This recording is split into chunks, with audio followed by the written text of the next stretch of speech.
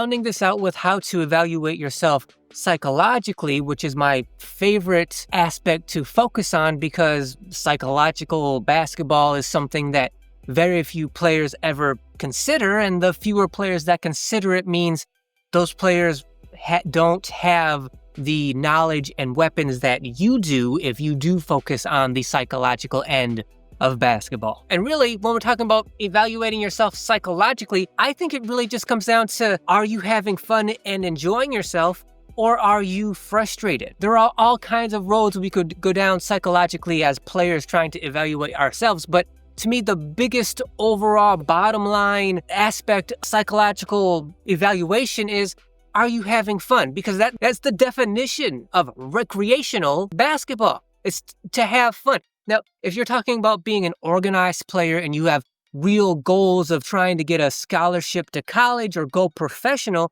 that's different. But we're talking about out here recreationally, it's all about having fun. That's the bottom line. Now, you could say this channel is supposed to be about trying to be the very best basketball player you can be, but why? Why are you trying to be that best version of yourself? Because being the best basketball player you possibly can be is fun. So, are you having fun out here psychologically? How are you playing? And this, it stems from the physical and mental aspect of evaluating yourself. Because if you're struggling physically and or mentally, then you're probably not going to be having fun. If physically and mentally you're just, everything's easy and you're not struggling, then you're probably having fun psychologically. Or you could have some kind of combination, which like I had, which was physically, I didn't really struggle, but I also didn't play as well as I would have liked. I was pretty much, to my low standards physically, but mentally, I was really good.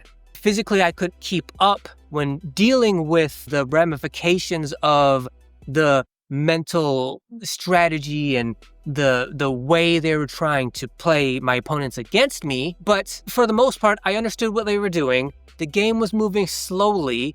I knew what was going on. I knew what they were trying to do. I understood it all. It was just physically trying to keep up with them. That was the problem. So you could say technically, physically, I underperformed, but mentally I overperformed. And you could have any kind of combination of that to lead to, okay, well then from a psychological standpoint, how do I evaluate myself? And for me, it was good enough. I'm not trying to get better as a basketball player at this point. I expected them to play much better than I did, which they did, but my team won.